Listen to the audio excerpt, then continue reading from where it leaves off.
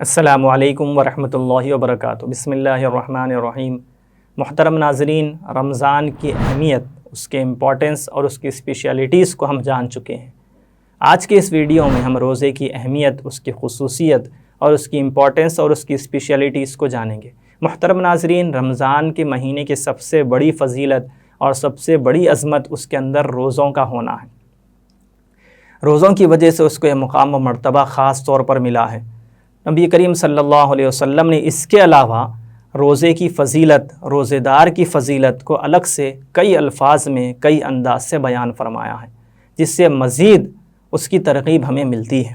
ایک موقع پر نبی کریم صلی اللہ علیہ وسلم نے فرمایا، اور شاید یہ سب سے بڑی فضیلت ہے روزے کی اور روزے دار کی، کہ آپ صلی اللہ علیہ وسلم نے فرمایا کہ اللہ فرماتا ہے کہ ہر نیکی کا بدلہ تو 10 گنا ملتا ہے، جیسے قرآن مجید میں موجود ہے، لیکن روزے کے بدلے کے بارے میں اللہ فرماتا ہے کہ روزہ میرے لیے ہے تو میں ہی اس کا بدلہ دوں گا، یعنی اس کے بدلے کا اور اس کے ثواب کا اندازہ کوئی نہیں لگا سکتا۔ دیگر روایت میں مزید تشریح اور تصریح ملتی ہے کہ اللہ کے علاوہ کوئی اس کے ثواب کا اندازہ نہیں کر سکتا، یعنی روزہ ایک ایسی عبادت ہے جس کے ثواب کی کوئی انتہا نہیں ہے اور اس کا اندازہ کرنا کسی کے بس کی بات نہیں ہے۔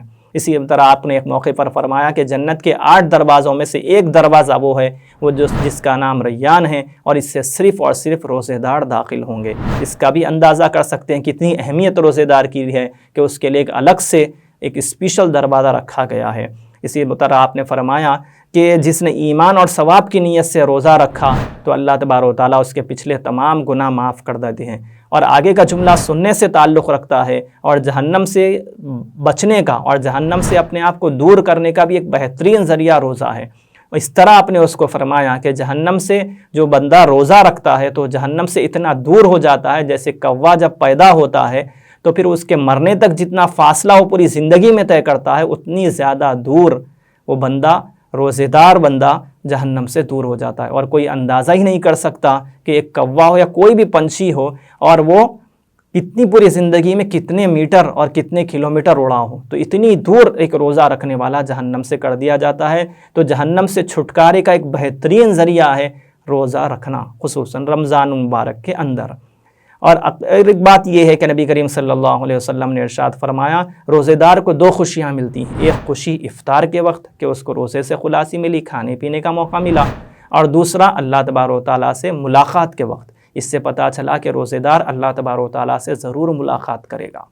اور ایک موقع پر نبی کریم صلی اللہ علیہ وسلم نے ارشاد فرمایا کہ روزے دار کی دعا رد نہیں کی جاتی، انکار نہیں کیا جاتا اس کی دعا اور اس کی پکار کا۔ اب یہی بات کافی تھی، یہ بہت بڑی بات تھی کہ دعا رد نہیں کی جاتی۔ اللہ تبارک و تعالیٰ تو جو چاہے کر سکتے ہیں، لیکن یہ اختیار اس مہینے میں اللہ نے دیا ہے کہ روزے دار کی دعا رد نہیں کی جاتی۔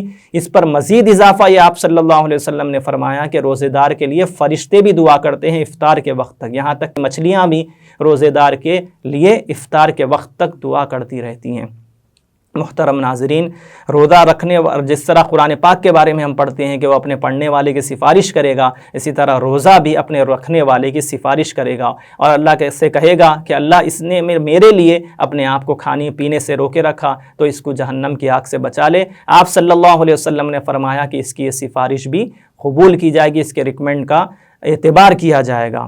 اسی طرح نبی کریم صلی اللہ علیہ وسلم نے، یہ تو ایک فائدے ہو گئے، اور اسی طرح میدان حشر کے اندر جو خاص طور سے تعلق رکھتی ہے بات، یعنی ہم یہ فائدے جنت میں جانے کے بعد کے کچھ پڑھے، قیامت کے دن سفارش بہت بڑی اہمیت رکھتی ہے، وہ بھی ہم نے جانا۔ میدان حشر میں جب لوگ حساب و کتاب میں مشغول ہوں گے اور حساب و کتاب میں مصروف ہوں گے، اس وقت روزہ رکھنے والے اللہ تبارک و تعالیٰ کی مہمان نوازی میں، کھانے پینے میں مصروف ہوں گے۔ یہ اللہ تبارک و تعالیٰ کی خاص عنایت ان کو ہوگی۔ اسی طرح دنیاوی طبی نقطہ نظر سے اگر دیکھیں تو آپ صلی اللہ علیہ وسلم نے فرمایا کہ روزہ جسم کی زکوٰۃ ہے، جس طرح مال کی زکوٰۃ مال کو گندگی سے پاک کر دیتی ہے، اسی طرح روزہ جسم کو گندگی سے پاک کرتا ہے۔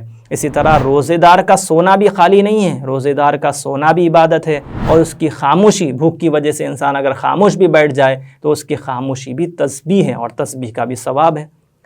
اسی طرح آپ صلی اللہ علیہ وسلم نے فرمایا جو یہ 5 خصوصیتوں میں سے ہے جو اس امت کو ملی ہیں اور اس سے پہلے کسی امت کو اور کسی روزہ رکھنے والوں کو نہیں ملی، وہ یہ ہے کہ روزے دار کی منہ کی بدبو اللہ تبارک و تعالیٰ کے یہاں مشک کی خوشبو سے زیادہ پسندیدہ ہے۔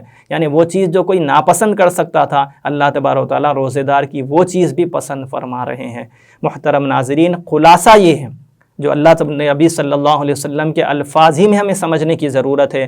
آپ نے ایک موقع پر فرمایا علیک بالصوم فإنہ لا عدل لہ، کہ تم پر روزے کو تم لازم پکڑ لو، اس لیے کہ اس کے بدل اور اس کی جیسی کوئی عبادت نہیں ہے۔ خصوصاً رمضان میں روزے سے بڑھ کر کوئی عبادت نہیں ہے۔ یہ تمام فضیلتیں اور یہ تمام اسپیشلٹیز اور یہ تمام امپورٹنس اور یہ تمام خصوصیات بتلانے کا مطلب اور منشا یہی ہے کہ ہم رمضان کے روزوں کو چھوڑنے کی ہرگز کوشش نہ کریں۔ ابھی سے دعا کریں کہ اللہ تبارک و تعالی ہمیں رمضان کے مکمل روزے رکھنے کی توفیق، سعادت اور طاقت عطا فرمائیں۔ اللہ تبارک و تعالی ہماری کوششوں کو قبول فرمائیں، ہمارے رمضان کے روزوں کو قبول فرمائیں۔